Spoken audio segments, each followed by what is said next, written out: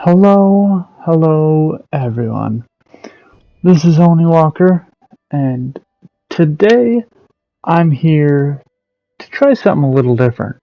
Um, I want to um, make a video to go along my written article for my uh, Wolong Fallen Dynasty demo. Um, so that's what I'm going to do here today, and I hope you all like it. So without further ado, we're just going to jump into this, and what you're going to see, if you actually pay attention, is just some, uncut gameplay of me failing constantly. So I hope you enjoy it, and here's my impressions. So, to begin with, I have absolutely no idea what the game is trying to build up for a story, as there was absolutely no cutscenes in the demo whatsoever. When you hit New Game, you get met with a character creator, so you can create some pretty intense characters, I'm sure. But if you're like me, you don't actually look at any of it, and you just end up going with the default character that you're given. You then get to play a little tutorial, which kind of helps you learn a few general terms of the game, and you can't progress unless you check the boxes of activities you're meant to do, like dodge, attack, jump, parry, and so forth. After the tutorial, you're just immediately dropped right into a level, as you can see. No context or anything, and just told to run.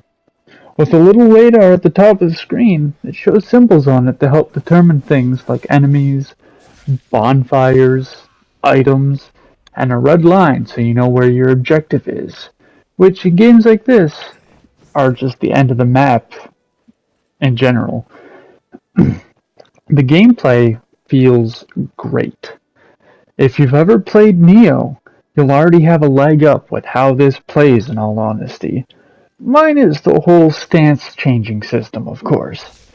You have to take your time with some enemies, whereas with others, if you're confident enough, you can just blow your way through them, no issues at all, as you can see I've done, for quite a few enemies so far. As you work your way through the level, enemies drop items, sometimes gear, and you can find chests to open that have equipment in them as well. So every time I was finding something, I was immediately looking in my inventory to see if it was better, whether through sheer attack stats or better because of the bonuses on it, like added melee damage or spirit gained on attacks. Instead of a normal stamina gauge, which everyone is probably used to by now, you have a spirit gauge. When you attack enemies, this builds up and allows you to use spells or weapon abilities. As you take damage or use your heavy attack, it degrades. If it degrades far enough, you get winded, leaving a chance for a power attack from the enemies. But it works the same way with enemies, where if you deplete their spirit gauge, you can use a powerful attack and do huge amounts of damage. This is one of the systems that I honestly found to be poorly explained. It wasn't until about halfway through that it dawned on me that it acts as my stamina bar. The game has a heavy focus on parrying enemies, especially bigger enemies.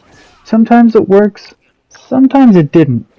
It's meant to throw off balance. It's meant to throw enemies off balance, and you get a chance to stop their attacks and get some of your own in.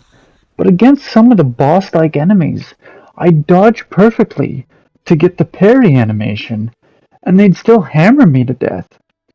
Hell, some attacked so fast I never had a chance to dodge before I was dead, but I somehow managed to defeat them. Even those that were many ranks above me.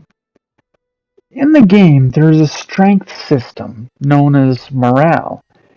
If you have a high morale, you do more damage. As you go through the level, you'll find spots to put down flags to help permanently increase your morale level.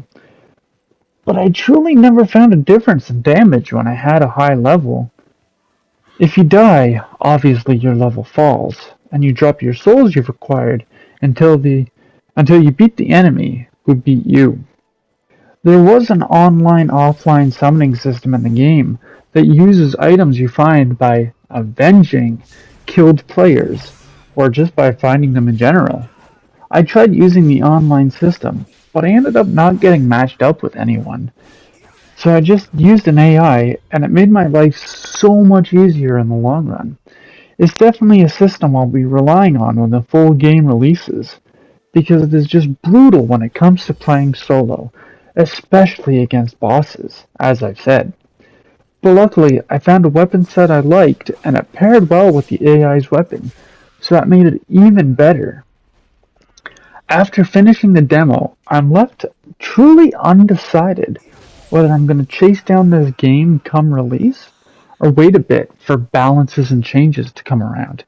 But I can definitely say that it's worth it for any Souls fan out there, and you should definitely check it out. So, those are my impressions of the game. I hope you liked hearing them. Um, I hope you can give me feedback on whether or not you like this. If you'd like to chat with me, you can find me in the Node Gamers Discord, which there will be a link below. I'm hopefully going to try to put out more videos like this along with some video reviews. So stick around, find out, and hopefully I'll see you all again later. So for now, goodbye.